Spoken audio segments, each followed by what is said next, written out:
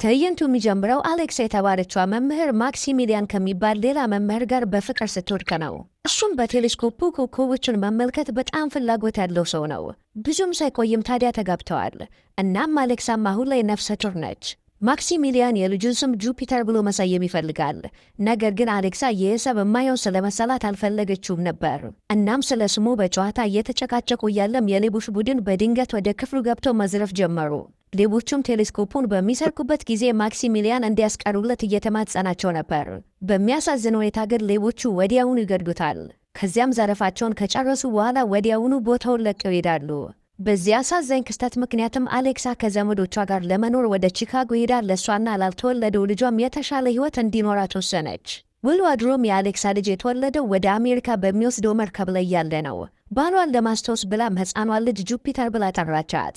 እያደገች ስትሄድም ጁፒተር ታላቅን እናትን ለማግኘትና የሚወዳትን ሰው እንድታገኝም በአክስቷ ይነገራታል።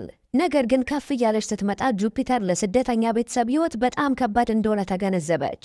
የሚያገኙት ብቸኛው ስራም ጁፒተር በጣም የምትጠላውን የባለጸጎችን ቤት ማጽዳትና መንከባከብ ነው።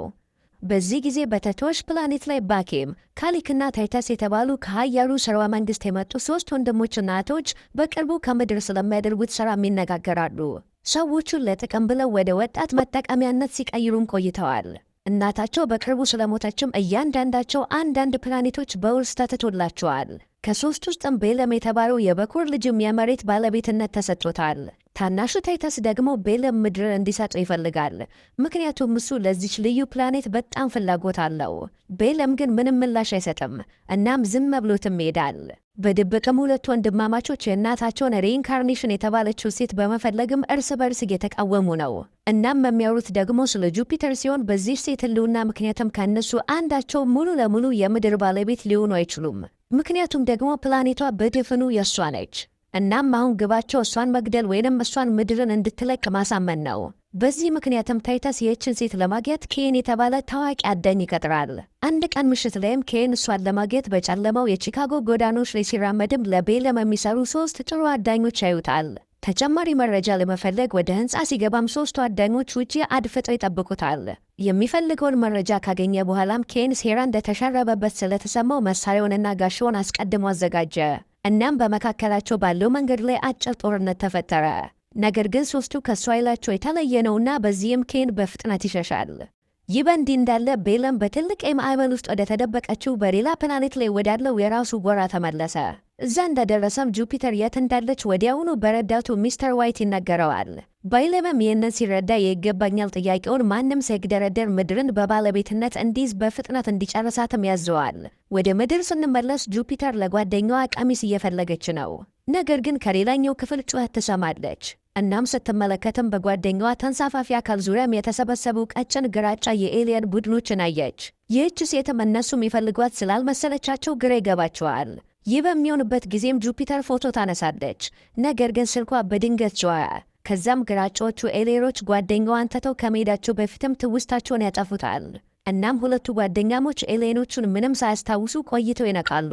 በዛ ምሽት ጁፒተር ከአክስቷ ከአሌክሳና ያጎቷ ልጅ ከሆነው ስራውንም ለሁሉም ከሚመደበው ከቫሲሊ ጋር እራት ትበላለች። ለረዥም ጊዜም የምትፈልገውን ቴሌስኮፕ ለመግዛት ቫሲሊንን የተወሰነ ገንዘብ እየጠየቀችው ነው። ሆኖም ግን ቫሲሊ ብልህ እንድትሆንና በምትኩም ገንዘቧን እንድታጠራቀም ይነግራታል። እሷም ምንም ምርጫ ስለሌላት ገንዘብ ለማግኘት የእንቁላል ሴሎቿን እንድትሸጥ በሚስጥር ወደሚያቀርብላት ወደ ሌላ የአጎት ልጇ ቪላዲ ዞረች። እናም በማግስቱም ጁፒተር ይህንን እቅድ ለመፈጸም ወደ የወሊድ ክሊኒክ ትሄዳለች። ቀዶ ጥገናውን በፍርሃት እየጠበቀች እያለም ስልኳ ላይ ያላትን የኤሊየኖችን ምስል አስተዋለችው። ነገር ግን ይህንን ፎቶ ማንሳቷን መቼም ቢሆን ማስታወስ አትችልም። ይህም ደግሞ በጣም ግራ ያጋባታል። ምክንያቷን ከማስረዳቷ በፊት ግን ነርሷ የእንቁላል ህዋሶቿን ለማስወገድ ቀዶ ጥገናው እንዲደረግም ስሟን ትጠራለች። ነገር ግን ዶክተሮቹና ነርሶቹ በቤለም ትዕዛዝ ስር የተቀጠሩት ሰው መሰል ኤሊየኖች ነበሩ። የጁፒተር ጅን ከተዛመደ በኋላም ኤሊየኖቹ ማንነቷን አረጋግጠው እሷን ለማሳርና ሊገድሏትም በጣም ቸኮሉ። ነገር ግን ይህ ሙከራ በኬን ድንገተኛ መምጣት ይከሽፋል። እሱም ወዲያውኑ ቀጫጭኖቹን ግራጫ ኤሊየኖች አንድ በአንድ ያሸንፋቸዋል። እናም ራሷን የሳተችውን ጁፒተርንም ያድናታል። በመቀጠልም ጁፒተር ከ12 ሰዓታት እንቅልፍ በኋላ ትነሳለች። ኬንም ለእሷ እንግዳ ስለሆነ በፍጥነት ሽጉጡን ካልጋዋ አጠገብ ይዛም ወደ እሱ ደቀነችው። ኬንም ግን ባላት ዘረመል ምክንያትም እየታገደች እንደሆነ ነገራት። እሱም ከሌላ ፕላኔት የመጣ ግማሽ ሰው እንዲሁም ግማሽ ተኩላ መሆኑንም ይገልጽላታል። ይህንን ለማረጋገጥም እንደ ፖርታልና ጥንድ የበረራ ቦት ጫማዎች ያሉባቸውን የተለያዩ የቴክኖሎጂ እድገቶችን ያሳያታል። ከዚያ በኋላም ኬን ወደማይታይ የጠፈር መብራት በመውጣትም ከምድር ለመውጣት ጁፒተርን ለመውሰድም አቅዷል። ነገር ግን ይሄ በቤለም በተላኩ የጠላት መርከበኞች ድንገተኛ መምጣት ተቆርጧል። የቤለም ኃይሎችም ጁፒተርና ኬን የሚሳፈሩበትን የጠፈር መርከብ ወዲያውኑ አጠፉ። ይህም ደግሞ ሁለቱን እንዲወድቅ ያደርጋቸዋል።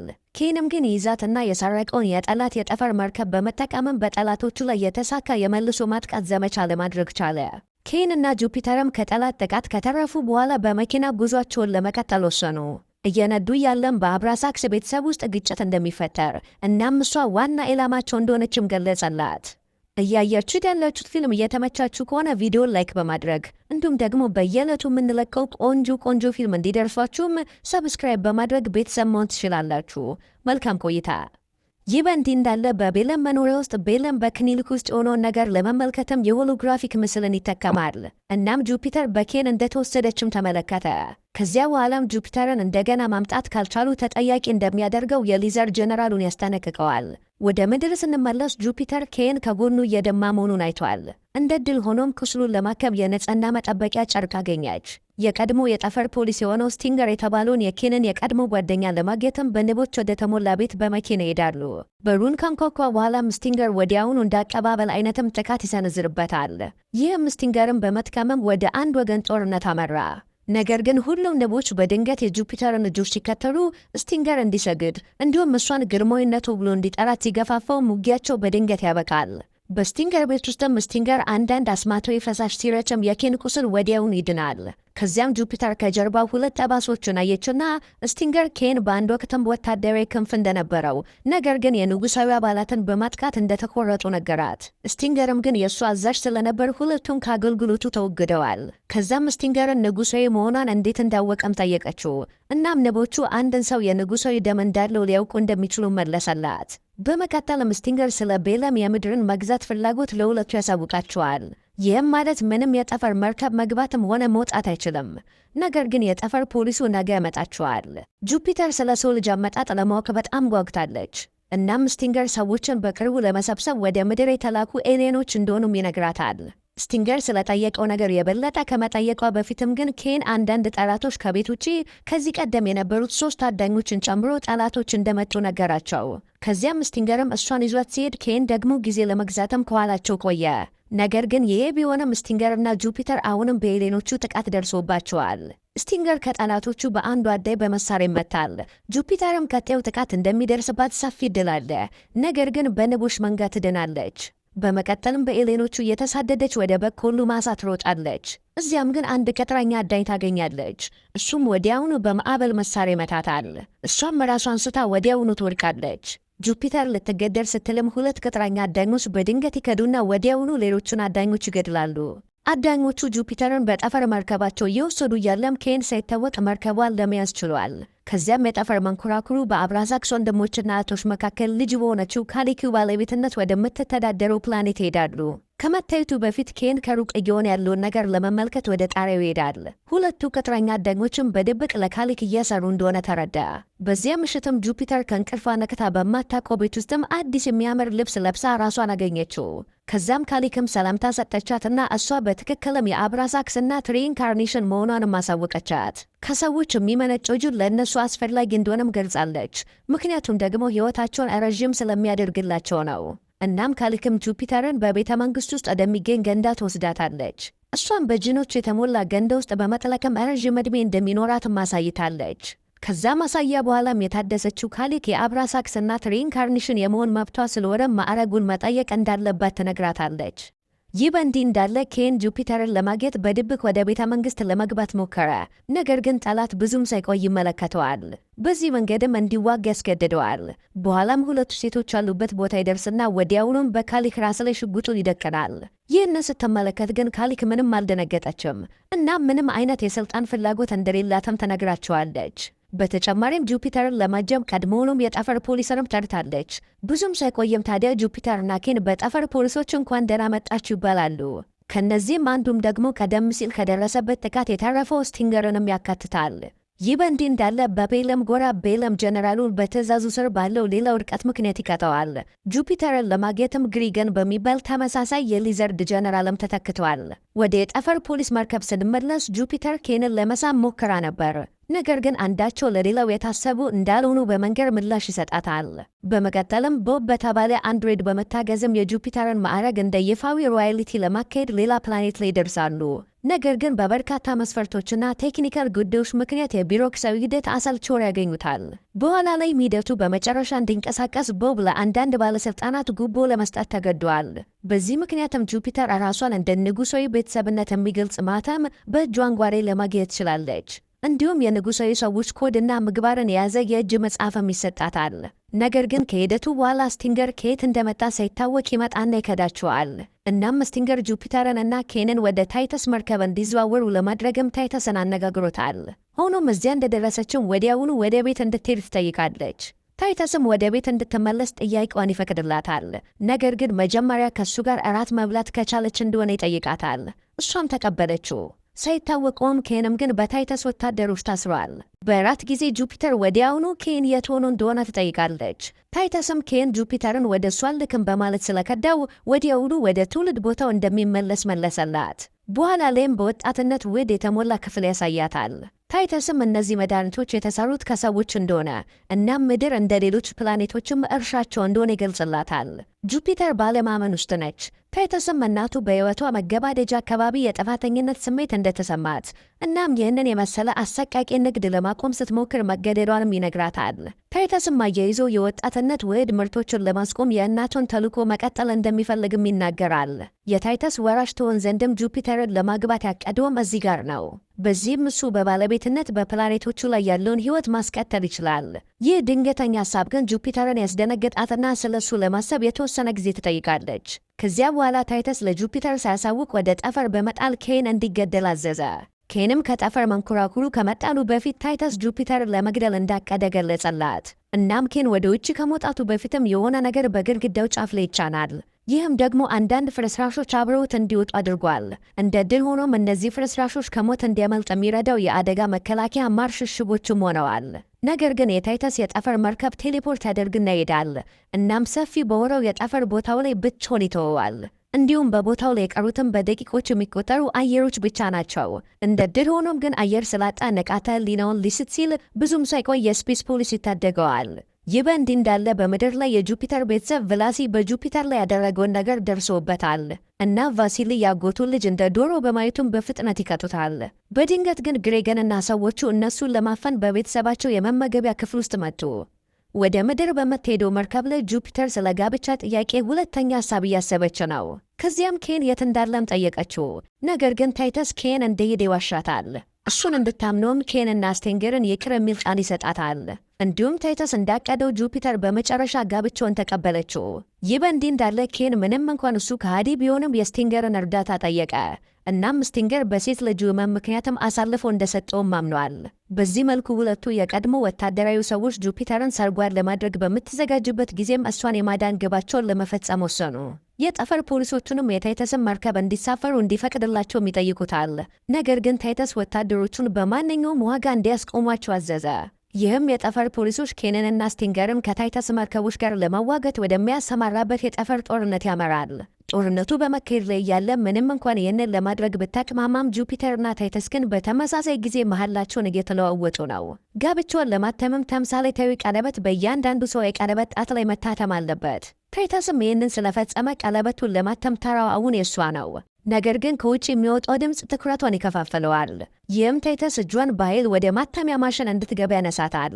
ቀለበቱ ሙሉ በሙሉ ከመታተሙ በፊትም ግን ኬን ወደ ክፍሉ ይገባና ወዲያውኑ ሽጉጡን በታይተስ ጭንቅላት ላይ ደቀነው። ከዚያም ጋብቻው ከተፈጸመ በኋላ ታይተስ ሊገድላት እንዳሰበ ለጁፒተር ገለጸላት። ምንም እንኳን ታይተስ ይህንን ቢያደርግላትም ጁፒተር ግን ይቅርታ ለማድረግ ወስና መርከቧን ለቃ ወደ ቤት ለመሄድ ትወስናለች። ወደ ጠፈር ፖሊስ መርከብ ስንመለስ ጁፒተር ለኬን ለሱና ለስቲንገር ይቅርታ የሚያደርገውን ነገር ሰጠችው። ነገር ግን ወደ ምድር ከተመለሰች በኋላ ቤተሰቦቿ በቤለም ወታደሮች መታገታቸውን ለማወቅ ቻለች። በምትኩ ሚስተር ዋይትስና ግሪገር ሰላምታ የሰጧትና የንጉሳዊ ስልጣኗን ለመልቀቅ ከእነሱ ጋር መምጣት እንዳለባት ሐሳብ አቀረቡላት። አደጋ ቢኖረውም ግን ከእነሱ ጋር ለመምጣት ተስማምታለች። ስለዚህም የጠፈር ፖሊስ እየረዳቸው ሶስቱም ወደ ቤለም ጎራ ያቀናሉ። ነገር ግን የቤለም ወታደሮች ከመግባታቸው በፊት የጎራውን በር ወዲያውኑ በመዝጋት የጠፈር ፖሊሶቹን ያታልላሉ። የቤለም ግዛትም በትልቅ ማዕበል ውስጥ ስለሆነ የሚገኘው ይህም የጠፈር ፖሊሶቹን ሊገድል ነው። ነገር ግን ከአውሎ ነፋሱ ለመውጣት ችለዋል። እንደዚያውም ኬን ጁፒተርን ለማዳን በራሱ ወደ ጎራው ለመግባት ወሰነ። በሌላ በኩል ቤለም ለጁፒተር ማዕረጉን መተው እንዳለባት ይነግራታል። አለበለዚያ ቤተሰቧን እንደሚገድልም ያስፈራራታል። ቤለም የበለጠ አሳማኝ ነገር እንደሚያስፈልጋት በመረዳቱም እናቷ እንድትገደል ስትቃረብ እንድትመለከትም ያስገድዳታል። ይህም ደግሞ መልቀቂያውን እንድትቀበል ያስገድዳታል። ነገር ግን ሂደቱ ስለመቀጠል መጠራጠር ትጀምራለች። ምክንያቱም ደግሞ ምድር በቅርቡ በቤለም ስለምትሰበሰብ ነበር። በዚህ ምክንያትም ቤለምን ያስቆጣውን ስልጣኑን መልቀቁን ለመተው ፈቃደኛ አልሆነችም። የኬንም መግባት ያሳወቀው ሚስተር ዋይትም በድንገት በመግባቱ ንግግራቸውን ያቋርጠዋል። ጁፒተር ኬንን በማየቷ ለመልቀቅ የታሰበውን ማሽን ሰበረችው። ይህም ደግሞ ቤለምን ያናድደውና ሊያንቃት ፈለገ። እንደ ዕድል ሆኖ ግን የእሱን ፖርታል ተጠቅሞ ከታች ባነሳት በኬን ተርፋለች። በመቀጠልም ከጠላቶቹ ይጠብቃታል። በዚህ ወቅትም ጁፒተር ለመልካም ዕድል ሳመችው። ጁፒተር ቤተሰቧን ከጉዳት ስታስወጣም እሱ የቤለም ወታደሮችን አጠቃ። ነገር ግን ቤለም ከእነሱ እንደሚደበቅ አያውቁምና ጁፒተርን በገዛ እጁ ለመግደል ወሰነ። ወዲያውኑም ትኩረቷን የከፋፈነውን ጁፒተርን አጠቃ። ነገር ግን እግሩ ላይ ሽጉጥ በመተኮሷ አጸፋውን መለሰች። ቀደም ብሎ በኬን መግባት ምክንያትም ጎራው ቀስ በቀስ እየጠፋ ነው። ይህም ደግሞ የስፔስ ፖሊስን የመግባት ዕድል እየሰጠው ነው። የጎራው መበላሸትም ፍርስራሹ መሬት ላይ እንዲወድቅ አድርጎታል። ጁፒተርና ቤለም የሚወድቁበትንም ቀዳዳ ከፍቷል። ከዚያም አንዳንድ የባቡር መስመሮችን ለመያዝም ችሏል። ጁፒተርም ከቤለም ለመራቅ ስለፈለገች የማምለጫ መንገድ ለመፈለግም ትታ ትሄዳለች። ይህ በእንዲህ እንዳለ ኬን ከአስጨናቂው ግሪጋን ጋር ከፍተኛ ውጊያ ላይ ነው።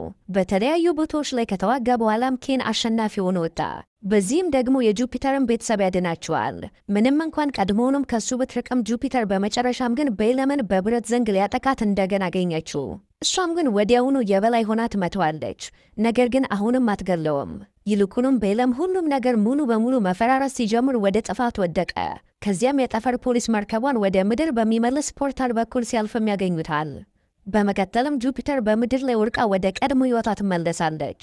ነገር ግን በዚህ ጊዜ እጅግ ደስተኛ ናት። የእሷ ትዝታዎች ሳይበላሹ ሲቀሩ የቤተሰቦቿ ትዝታዎች ግን ሙሉ በሙሉ ተሰርዘዋል። በመጨረሻም ሁልጊዜ ማግኘት የምትፈልገውን ቴሌስኮፕ ካጎቷ ልጅ በደስታ ተቀበለች። ከዚያም ግን ቀጠሮ እንዳለባት ለቤተሰቧ ታሳውቃለች። እናም ቀጠሮዋ በዋጋ ሊተመን በማይችለው አገልግሎቱ ምክንያቱም ወደ ህዋ እንደገና ከተመለሰው ከኬን በስተቀር ግን ማንም አይደለም። በዚህም ደግሞ የውትድርና ክንፎቹ ተመልሰዋል። ፊልሙም አብረው ከመብረራቸው በፊት ሁለቱም በፍቅር ስሜት ሲሳሳሙ ያበቃል። ያያችሁት ፊልም እንደተመቻችሁ ምንም አልጠራጠርም። እንደዚህ አይነት ቆንጆ ፊልሞችን ለመመልከት እዚህ ጋር ካስቀመጥኩላችሁ ከሁለቱ ፊልሞች አንዳቸው መርጣችሁ ተጋበዙልኝ። መልካም ቆይታ።